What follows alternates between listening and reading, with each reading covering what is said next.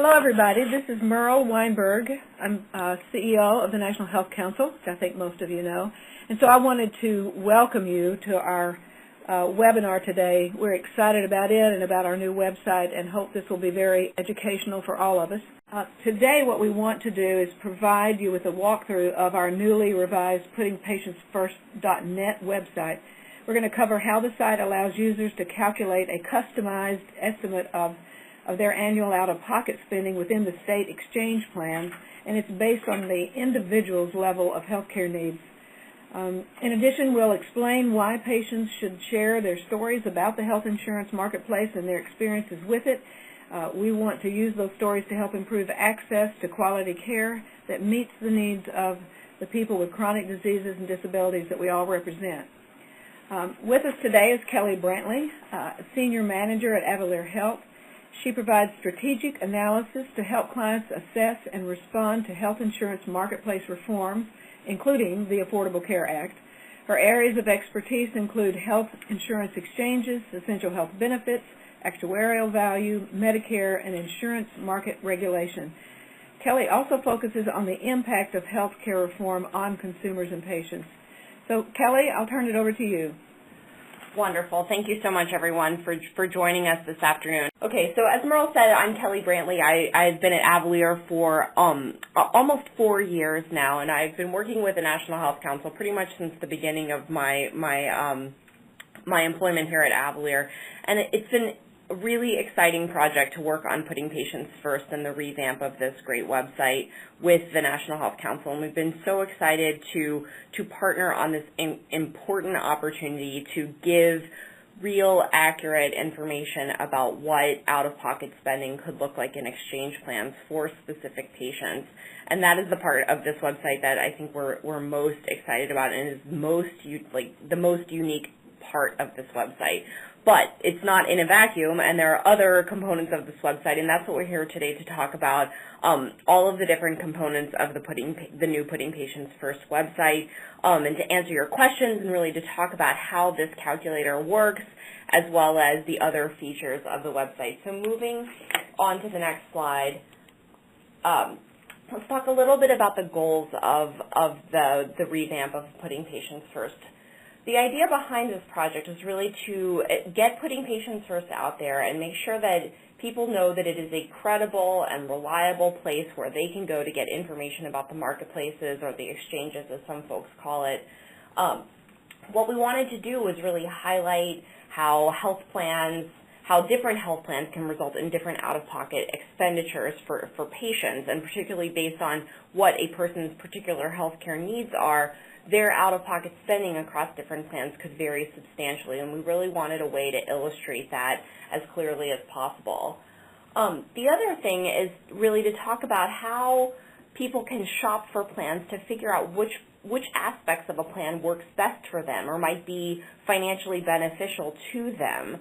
The idea behind that is that people have different healthcare spending patterns, and that some features of their healthcare spending patterns may matter more than others when it comes to picking the right plan for them. And so what we aimed to do with this set of tools is really highlight those areas where that kind of spending matters, and we'll go into a little bit of detail in a moment about what those features might be. One other goal is really to empower patients to share their stories. What we realized early on is that anecdotes are an essential part of moving change forward in healthcare policy. It has been from the very beginning of the early days of at least my healthcare career, which was when I worked on Medicare Part D. And from those very early days, with those very early experiences with people really struggling with their Part D plans, change happened. And it happened because of the powerful stories of people who were actually enrolled or having trouble even enrolling in those Part D plans. And that is where the Share My Story feature of this website really comes into play, and where it is most powerful, that it will give a voice for people to share their experiences and to really identify those areas where the National Health Council, as well as its members, can identify those points of policy that could be modified to make the healthcare system work better for particularly for people with chronic conditions. And then finally, the final aspect of the final goal of this website, and I sort of alluded to it with the story bank here, is really to use the data that we collect in this website to inform the health advocacy strategy of the National Health Council as well as members moving forward. And so what we're here today to talk about is the new PuttingPatientsFirst.net website. You can go right now to PuttingPatientsFirst.net, and this is exactly what you're going to see. This is the new homepage for what this tool, or what the set of tools looks like. I apologize for the small screenshots. We've got rather long pages, and it's hard to fit a lot of picture on these slides. So one thing I'll draw your attention to is that there is a toolbar across the top offering links to each of the 4 major resources of the website. Lots of big, interesting text with pictures and notable colors. It's the red, white, and blue of the National Health Council, as well as just sort of tabbed areas that make it really clear that you're looking at a bunch of different resources in one place, and they all do different things. And so talking about the 5 major resource areas, the first is Estimate My Cost, and this is this out-of-pocket cost calculator that we've been talking about. The second is Explore My Options, where, and we're going to talk about all of these different areas in more detail as we move forward, but just to give you a little bit of an overview, Explore My Options is a place where users can read patient vignettes, and it's sort of real life-based experiences of specific people with certain chronic conditions and how they move through the healthcare system and are shopping for exchange plans and what their costs would look like under different scenarios. The third resource area is the Answer My Questions feature, which is where you can go to get a library of tools, a catalog of resources to answer the questions that people might have about health insurance exchanges.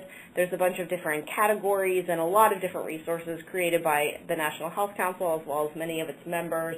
And you can really click around there and explore a bunch of different patient-centered, patient-focused resources. The fourth feature is Share My Story, which is where you can go and as a patient, tell your story with the exchanges, whether it's shopping for an exchange plan or whether you are benefiting from one of the new patient protections that were afforded to you because of the Affordable Care Act. Really, all those types of stories are really welcome. The idea is not just to share areas where things are, problematic, but also to share wins, because the Affordable Care Act did introduce a lot of real important changes to the way the insurance marketplace moves forward, and real important changes, particularly for patients.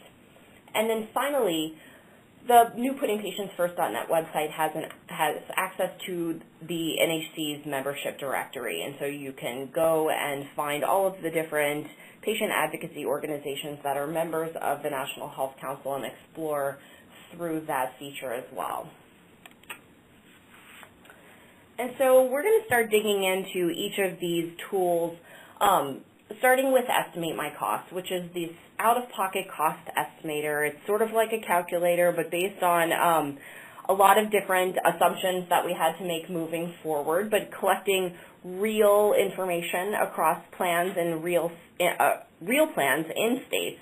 Really, we have about 10 plans from every single state available in the background of this tool, and a person will use this tool and tell a little bit about themselves, and we're going to move forward into that in a moment, and then see a wealth of information, not only about their out-of-pocket expenses, but about what they need to know when they're shopping for a health insurance plan. And so you can access Estimate My Costs either by the toolbar, that top navigation on any of the pages within this website, or from the home page. The middle central feature of the home page is a guide for understanding out-of-pocket spending, and that big green button, Estimate My Costs, is another place you can enter that portion of the website as well.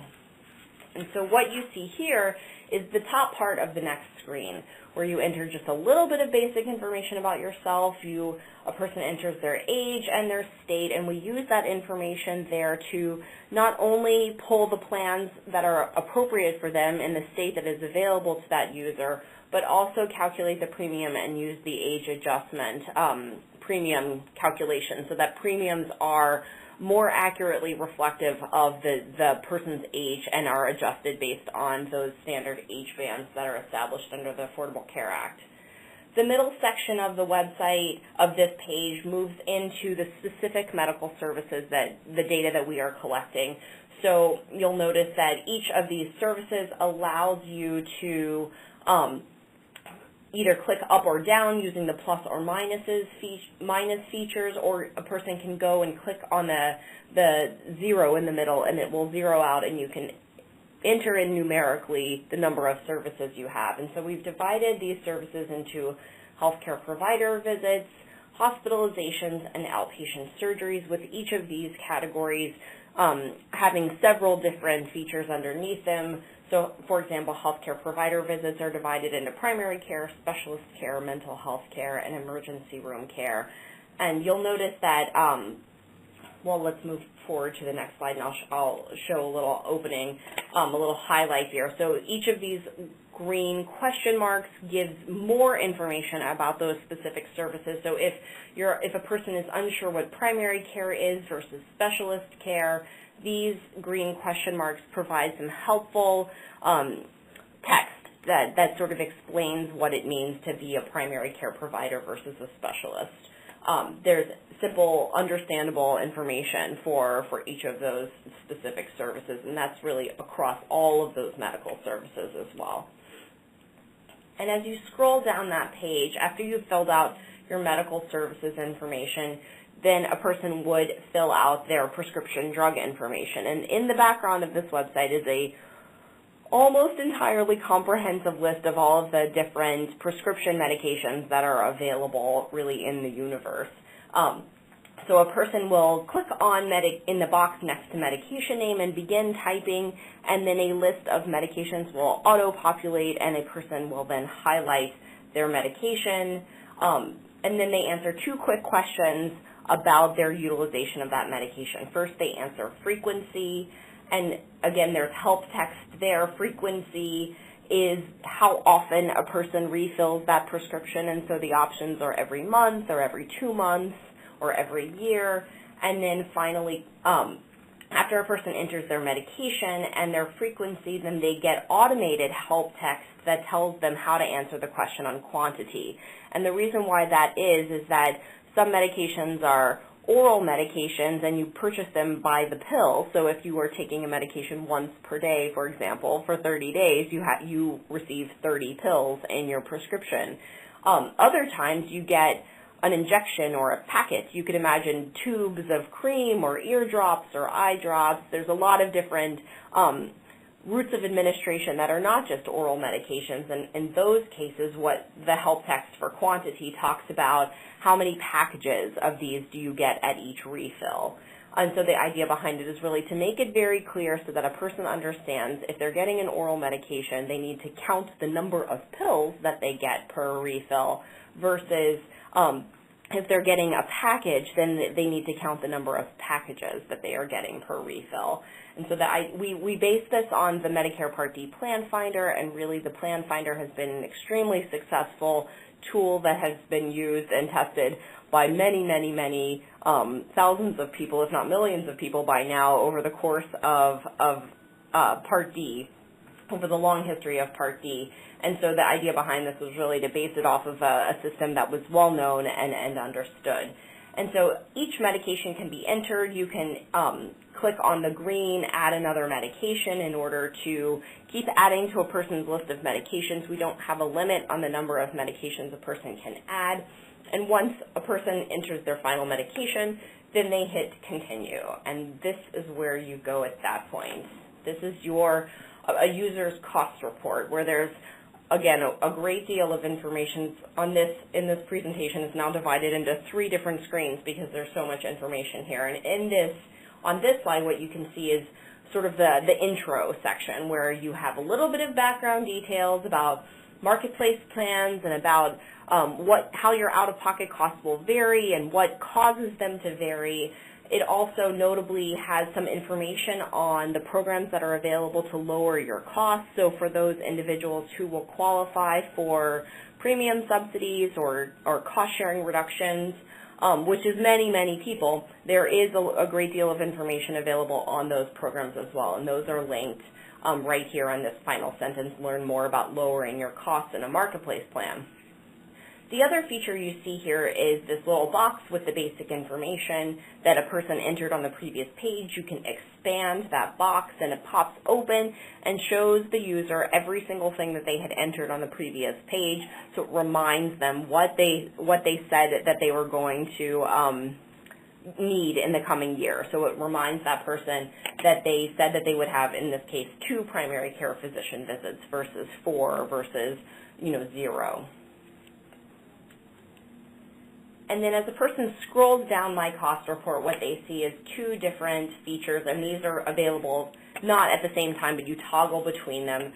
The first is a graphic showing your out-of-pocket costs by plan, and we include the low version of the bronze plan, the high version of the bronze plan, and so on across the different metal levels, with the idea that a person can look at this and see how much they can expect to spend on their premiums versus their out-of-pocket expenses. We divide spending based on if a person hits their out-of-pocket maximum, we just show their costs in the total, the out-of-pocket cost line. And if they do not hit their out-of-pocket maximum, we break that amount down into a drug out-of-pocket expense versus a medical out-of-pocket expense, but annual premium remains the same. So the idea behind this graph is that a person can sort of visually scan across all of the different plans that are shown here and see which one is visibly the lowest. But not everybody likes to look at graphs, and so we also included a table view at the bottom of this screen where we give specific numerical details about what a person's cost breakdown would look like. In this case, this person's utilization did not let them meet the out-of-pocket maximum across any of the plans, and so you see that their medical spending is separated from their drug spending. You also see annual premiums, and all of these columns are totaled to show the total cost line on this page. And again, you do not see both of these tools at one time. It's very, space intensive, and so you can toggle between the table view and the graph view on this feature here. And then scrolling to the bottom of the page, here is a set of expandable details that really, it's the meat of the matter here. We've looked a little bit at out-of-pocket costs, but again, we're not tying these to plan names or real plans. They are real plans on the back end, but we are not driving people to names of plans in their state. And so the idea behind this is really to give someone the tools that they need to know and they need to have in order to purchase a plan that works best for their spending pattern. And so the tips and tricks in this decision aid are divided into 4 categories here: the total cost bucket, providers and services bucket, prescription medications, and then finally lower your costs. The idea behind this is that we really wanted not to overwhelm people with vast amount of information we wanted to give them. We did want to give them a lot of information, but we wanted to make it readable and manageable, and so you can pop open or expand any of these sections at any given time and read more details about them. So for example, in the total cost feature, you can find out information about those factors of your healthcare spending that affect your total cost. You can learn about premiums versus coinsurance versus copayments and how those different costs are calculated. Moving into providers and services, you learn a little bit about plan networks and what it means to have in-network providers versus out-of-network providers and how your costs would be affected if you go to some out-of-network providers and how that feature works. And then in the prescription medication section, you'll learn about utilization of generic drugs versus brand drugs. You learn about whether you have a product, if you're taking a medication that is likely to be on a high cost-sharing tier, say a person is taking a biologic or a specialty medication, we have information that pops up just for those folks that tells them about what they need to know about that particular medication. And the idea behind this is people get some of the tips and tricks that are in this Help Me Decide section are sort of generic. They're available to all people who use this tool. And then others are really specialized. So if a person has exceptionally low costs and most of their spending is on the annual premium, then we give them some information about how to pick a plan for them. Conversely, if a person is going to, blow through their out-of-pocket maximum across all of their plans, we give them some information about what to do and what types of plan features to look for. In those cases, it's looking at the balance of the out-of-pocket maximum balanced with that annual premium and making sure that amount is the lowest that can possibly be for that person. And so this fairly long and detailed cost breakdown in my cost report is available to download or print. A person can email it to themselves or to others. The idea behind it is really you don't necessarily have to read it on the screen. There is a lot of information available in here, and so we really wanted to provide people a way to sort of memorialize this. One thing to note is that this website doesn't store personal health information for people, so if they enter details and then come back later, they would have to enter them again. So it's not remembering that person's needed health expenses or their list of medications. And so we wanted to make sure that was really clear and understandable for those folks on the phone today. The bottom part of this page also allows people to change their information. So once you click there, you go back to the previous page and you can modify. Say you might be starting a new medication, or maybe you want to price things out if you have an unexpected hospitalization or a surgery that you might need to have but don't necessarily want to to account for at every single opportunity.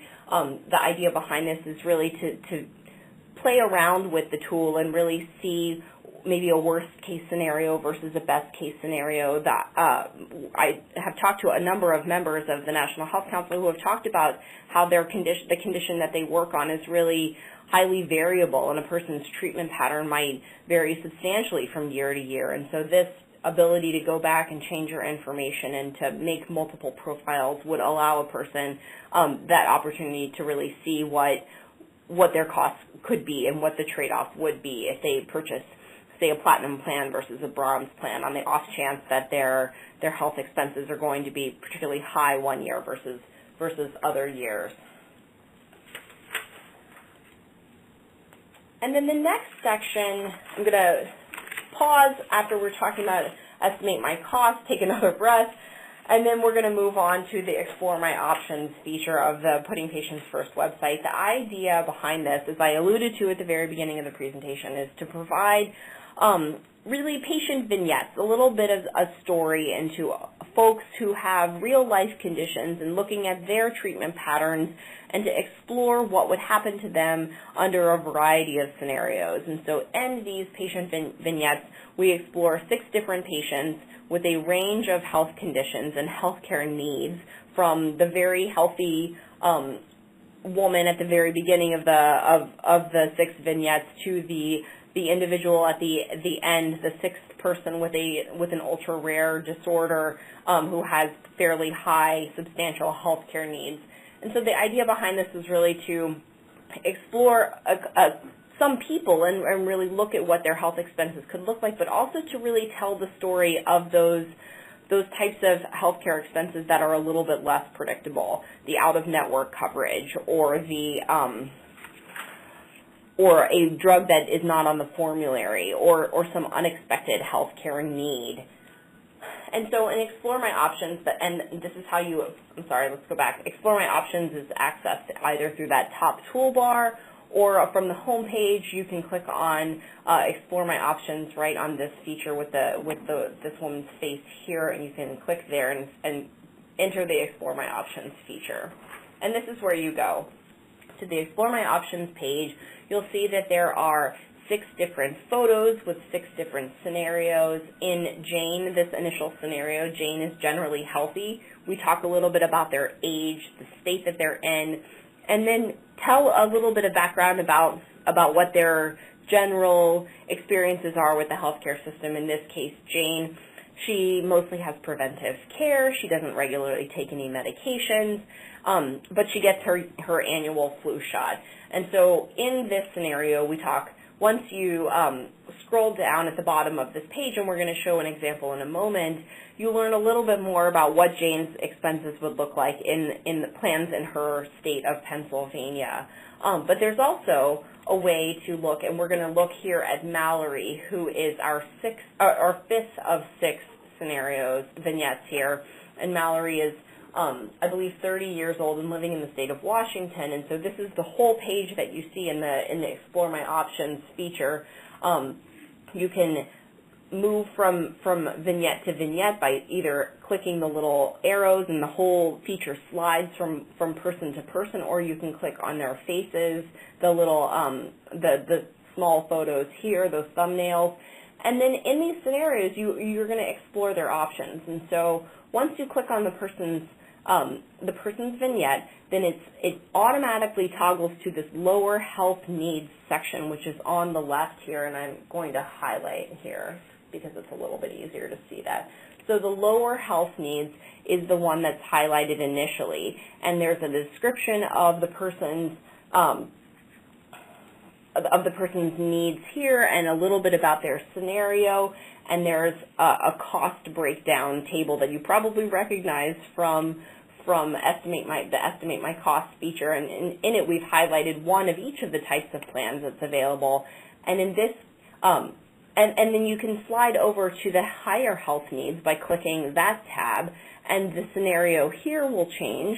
It describes a different scenario. Say something happens to Mallory, and you want to explore a different, an unexpected expense or a treatment limit on the plan that a person selected, and then the new scenario populates with new costs here, as well as the new description of that vignette.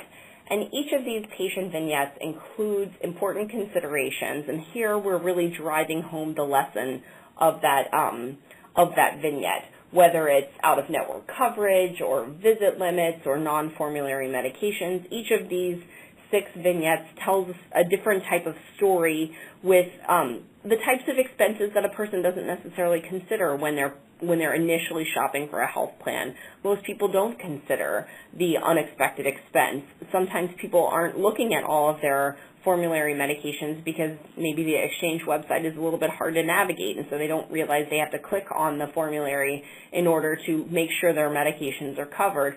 And so these 6 different patient vignettes are really to drive home that point that it is important to look at the specific benefit details of a particular plan before enrolling in it. And so the Answer My Questions feature is the next element, the next resource in the Putting Patients First website. In this feature, you can access it either, again, from the toolbar across the top of any of the pages in that top navigation, or at the bottom part of that home page where you can click specifically on any of the 5 different categories for these features. And so you move into Answer My Questions, and here are the 5 different categories. Each of these is expandable. You can expand general information about the marketplace, how to get help paying for coverage, general information about health insurance, condition-specific patient resources, and guides for picking a health insurance plan. And each of these, so you can open up any of these and see any number of tools that were submitted created either by the National Health Council or submitted by any of the member organizations and even some partners who are non-members. And the idea is first to highlight the wonderful work of many of NHC's members to really get information to their constituents, but also really to provide a central go-to resource so that when people have questions, they can come here and they know that these are trusted, accurate, patient-centered, patient-focused resources where people can go and get accurate information about the marketplace or about health insurance. And so that's Answer My Questions. And then we're going to talk a little bit about the 4th resource here, which is called Share My Story. This feature of the website has been live for a little bit longer. This is the first feature that we launched late last year, where people can go and tell their story. And again, this is accessed either from that top navigation or in the Share My Story feature of the homepage, shown by a little bit of a sheaf of papers and a red paper clip, and a person will enter this feature by clicking either of those places, Tell My Story, the little button here, or Share My Story in the top navigation. And this is what you see when you go there. A person enters very limited information about themselves, so we don't, the idea behind this is not to collect a great deal of personal health information, but just to get the basics, what a person's name is, what their state and zip code are, and then a little bit about to categorize the type of story that a person is going to share, whether it's finding the right plan or getting help paying for coverage, or they're enrolled in a plan and they're having trouble accessing benefits. And then there's always an option for other, where a person could enter their own category. And then we wanted to categorize folks who are entering their stories into whether they are a patient or a parent or a provider or another family caregiver, so that we can keep some tabs on who are the folks who are entering the Share My Story feature. Then there is an open text box where folks can tell their story in their own words with email, and the idea behind the email is not to keep track of folks, but really the idea behind it is to give the National Health Council an opportunity to follow up with folks who may want to tell their story a little bit more, and potentially even to get permission to share their story more broadly, either through social media or through other forms of traditional media. And then the final section of the website, which we talked about at the very beginning, is the membership directory. Again, this is accessible from the homepage. You can click on the featured organization, view other patient organizations. At this point, the way the featured organization works is that it's random. It's completely random which organization appears at any given time. So you can refresh the page and see that the featured organization changes every single time you visit that homepage. And so by clicking View Other Patient Organizations, then you go to the Putting Patients First membership directory, where you can look through other members and patient organizations and click on each organization's page to find a great deal of information about that patient organization and links to their websites as well. And so this website is really dependent on its users as to how successful it will be. We want patients to be using all of the features of this website and to share their stories, and really to make this, make this Putting Patients First really a resource for the patients. By getting it into their hands and asking them to use it and having them share their stories, patients have an opportunity to really shape the way the healthcare system moving forward. And so what you can do, though, as members and as partners, is take a look at the website, use it for yourself, provide feedback to the National Health Council, enter stories, push it on your social media websites, or your Facebook or Twitter, and tell others about the website, and really encourage people to use it and to go there and then to tell their friends about it as well. If you have any feedback about the website itself, or if you need support in working through any element of the website, you can contact either Nancy or Jill, who are your friends at the National Health Council, and they will help you resolve whatever issue it is that you might be having. And then I wanted to pause to see if folks have questions. I'd be happy to answer details about methodology or about the website itself. But I'd love to answer folks' questions as well. So Kelly, I'll turn to you for the message to encourage people to write them in. So this is Moreau, and we do have a few questions. So I'll just share one with you. It says, how would a consumer assume that the quantity is per month if the heading of the page says expected use of prescriptions in the coming year? That's a great question. So quantity is there is help text that specifies how many pills or packages the individual receives at each refill. So it's not necessarily per month, but it's at each refill, and that help text is automatically populated when a person enters a specific medication into the tool itself. So it tells you. Okay, thanks. Another question is there any concern about, quote, giving advice once we get into these kinds of examples? And I believe that was in relation to, I believe, the vignettes, but I'm sure it applies to wherever we're basically giving advice. Do we have any concern?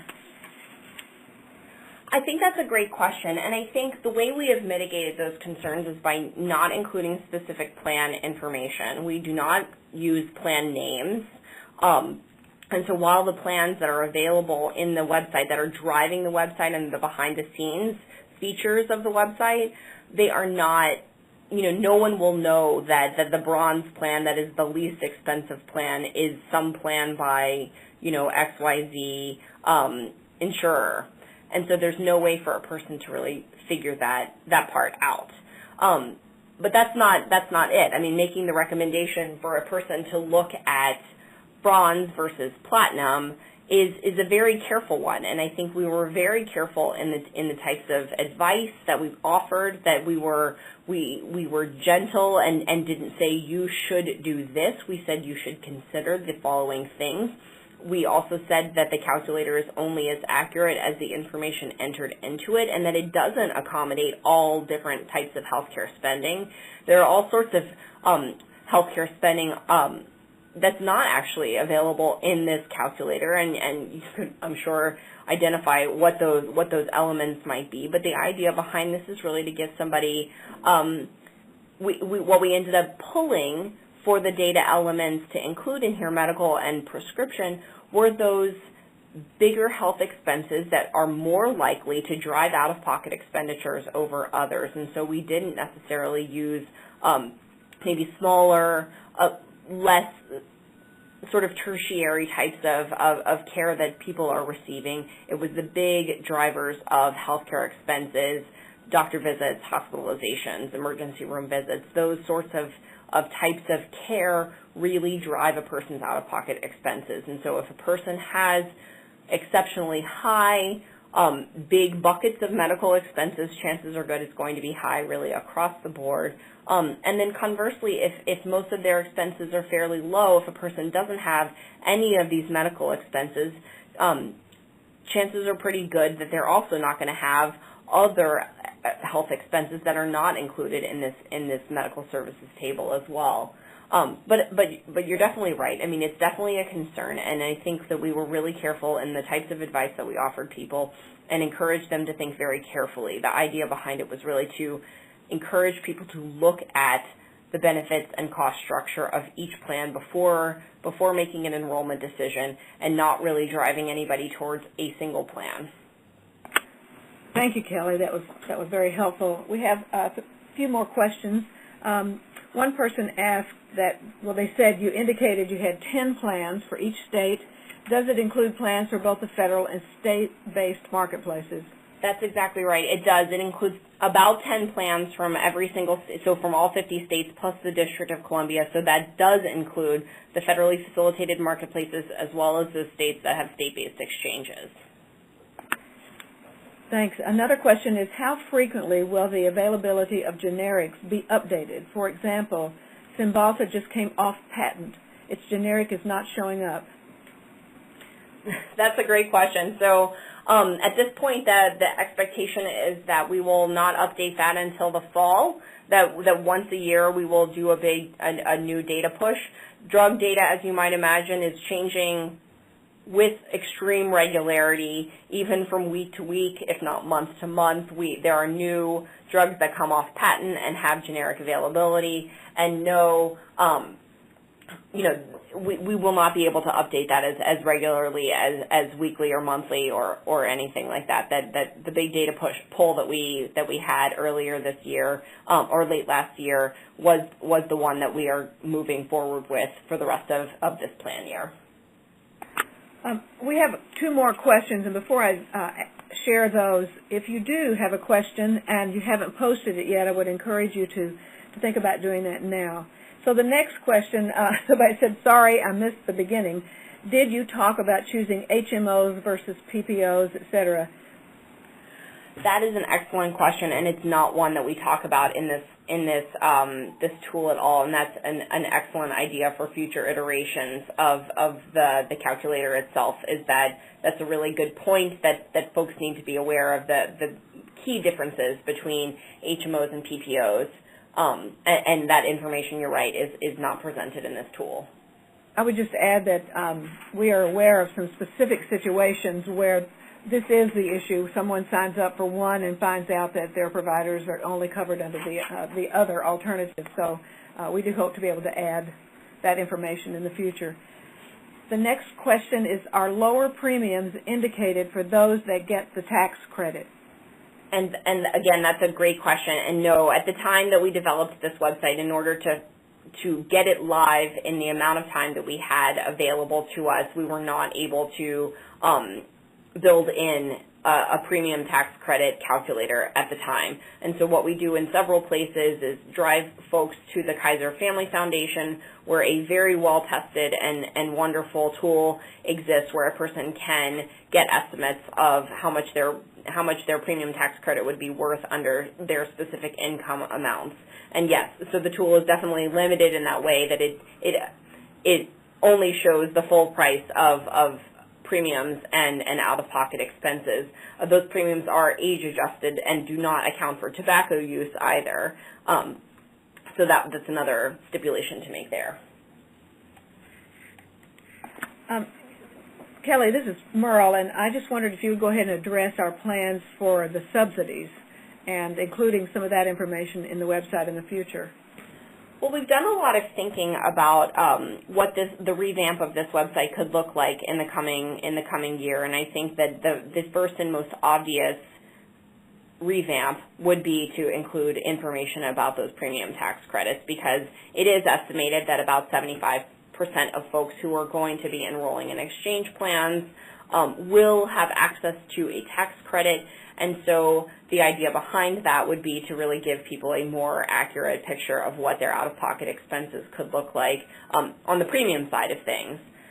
So absolutely, Merle, that is, it's on the radar for things to change moving forward. I think with the amount of time that we had available to us, and not to be super defensive about it, but once plan details were released, and with the struggles that healthcare.gov had, we really were limited in our ability to pull data quickly from real plans across the states. And so you had to fold on something, and that ended up being where we ended up having to draw the line. And so absolutely moving forward, we would definitely include some way to accurately measure, or as accurately as possible, measure what a premium tax credit would be worth to a person at a particular income level. And we are talking about different ways to model the cost-sharing reductions as well, because those are a little bit more challenging too. Thank you very much, and I do realize that, and I understand why, but I think it's helpful to people to know what are in our future plans. Absolutely. So the very last comment is, how well has the Tell Your Story effort going?